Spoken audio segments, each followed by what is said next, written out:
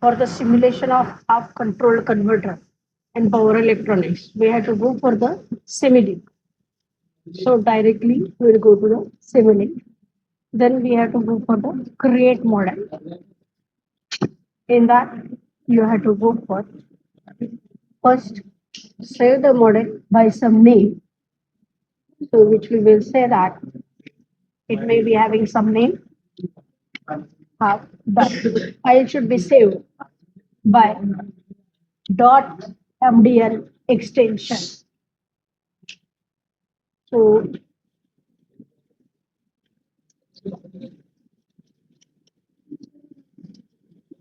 save the file. Okay. After saving, here go to the library browser. So for half control converter, we are requiring first the AC voltage converter, AC voltage source. Either you can search the component in the library browser, or here directly you double click and you search the block. So in search block, if I go for AC voltage source, the AC voltage source will be obtained. Secondly, we will require the power guide. So we will take the power guide. Secondly, we will require the thyristor. So the thyristor will be obtained in the toolbox, which is the SimScape. Okay. So we'll go to the SimScape. So in SimScape,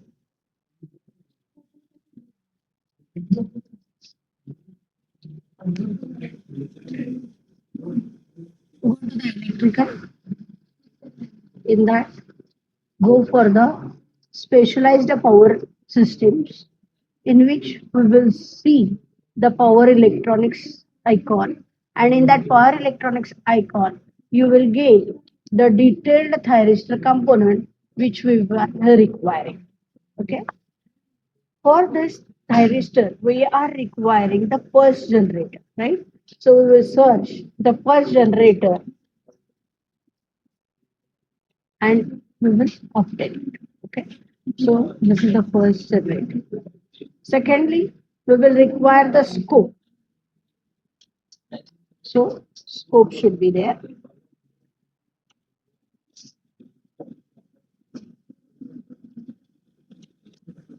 Scope.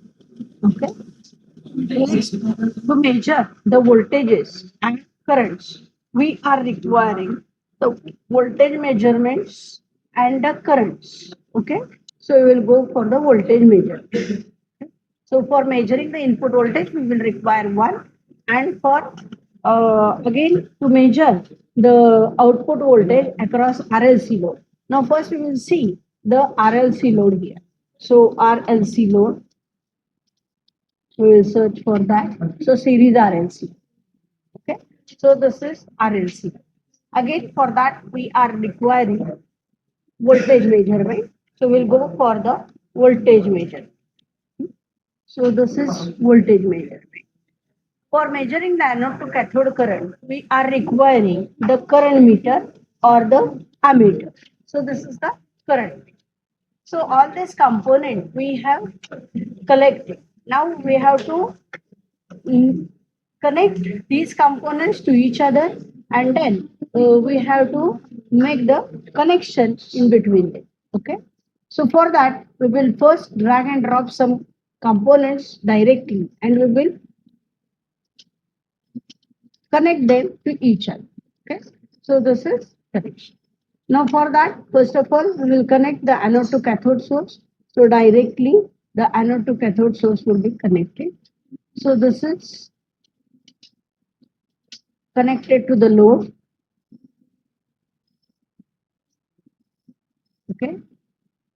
Now pulse trigger is given to the gate of the thyristor. Voltage should be measured across the anode to cathode. So we will connect it to measure the voltage. Okay. Secondly, we have to connect the current meter to measure the anode to cathode current. So before going directly, we have to see whether it is a RLC load or RL load. So first we will just right click on it. We will go for the formatting. In that formatting, I have to rotate it clockwise. Okay. And next, I will just connect this between anode to cathode, and then we will connect it to for measuring the current. Secondly, as we want to measure the output voltage across the load, so we are connecting the voltmeter across the load, right?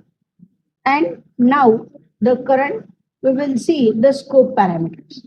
Here we want to measure the pulse generator, trigger, secondly anode to cathode voltage, third load voltage, and fourth anode to cathode current.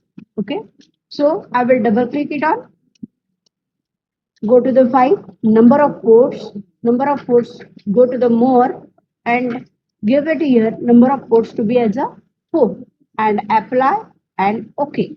Okay, now after this I want to display all these 4 axes, so that's why I will go to this particular clip and I will show it to be vertically, and I will show the 4 axes required, so that I will get all these 4 axes. Secondly, I want to say it vertically as well as horizontally. That's why I will go to this axis and then I will make it like this. Okay.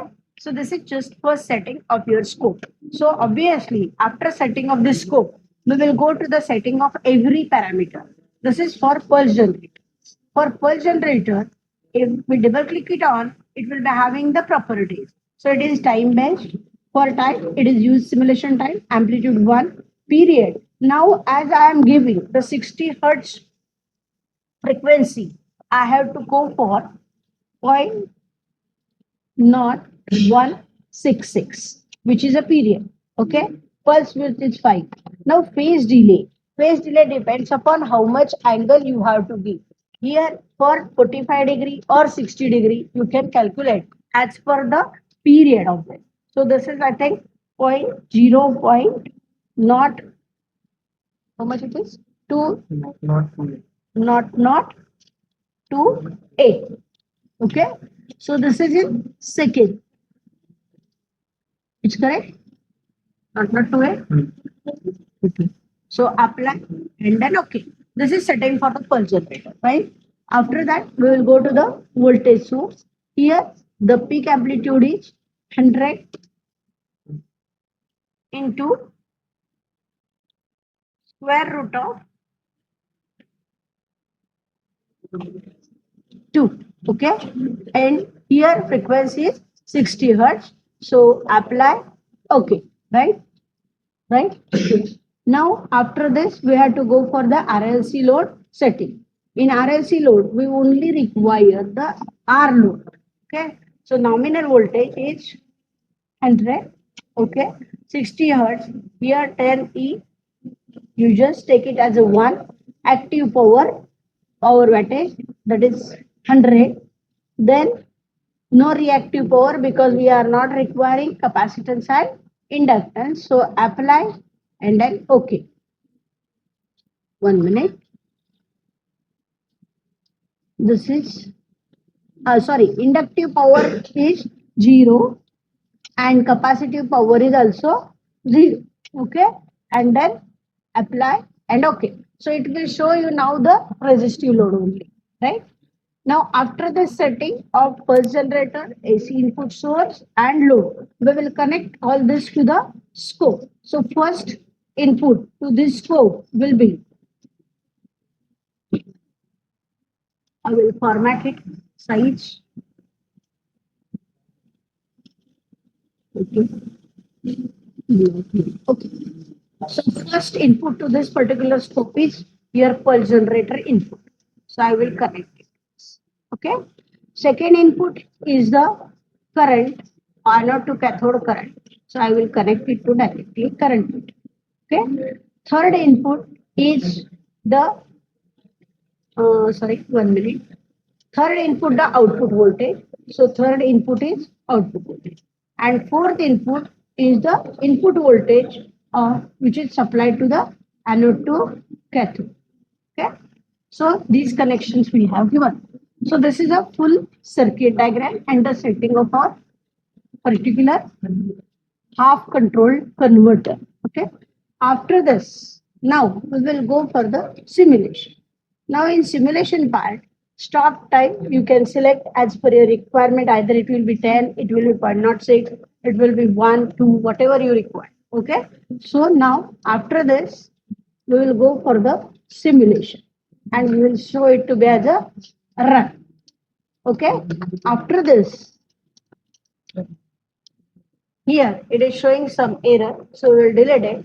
So again, we will correct it. Okay. Now we will save, go to the simulation. We will save the file. Okay. Once we will save the file, we'll run it.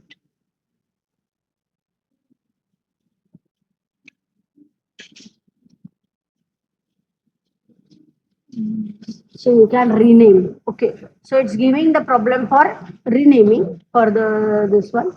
Just we will see. Rename. Where is that rename?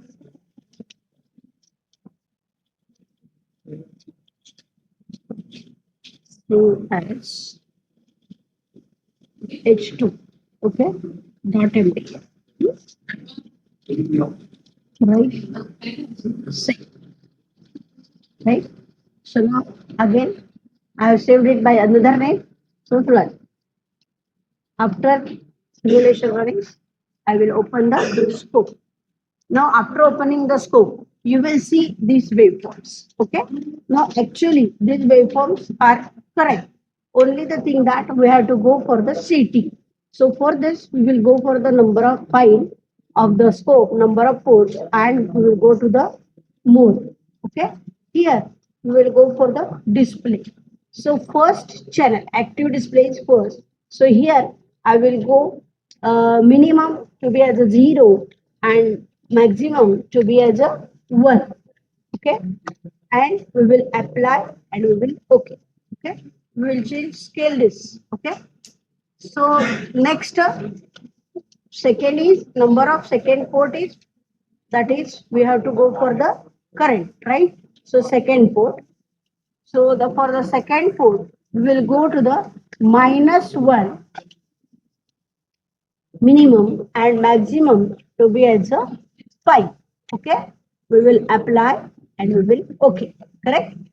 Similarly for third also we will go for the display third. So third is your output voltage where the limit is for output voltage -100 maximum to 200. Okay. So apply okay. Now next for fourth, for the same fourth channel, we'll go to the display. So fourth is your AC input. So AC input range is, you can give it to be as a -300 to +300. Okay. And that will apply. Okay. Okay. Now once you have given this limits and scales, now we will go for the zoom X. So if I go for zoom X,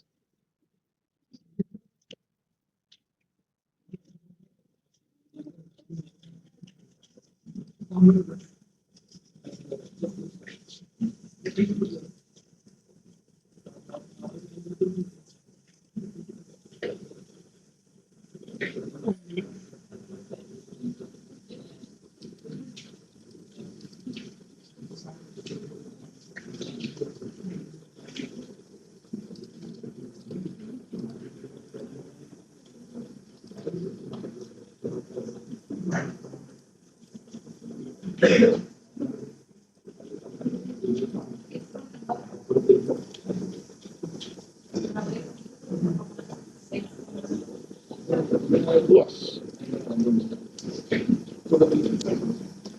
So here for second, that is for current measurement, the range is somewhat changed. We will see that range also. We can change the number of ranges, sorry, amplitudes, so that display second So for display second, it's a -1 to 5. It has to be, yes,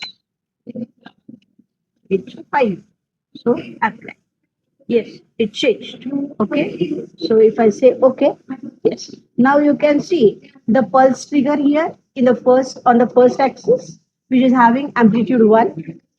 Second, it is current, anode to cathode current. Third, output voltage.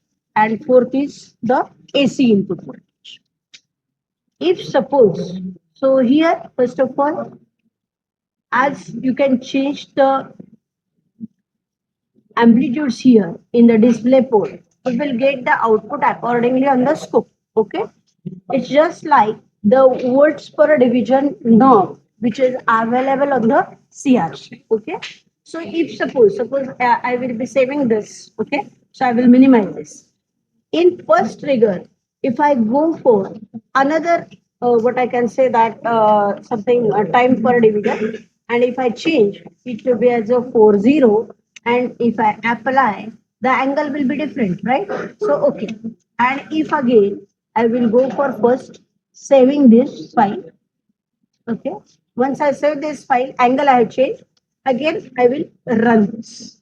So once I run this, I will get the output here.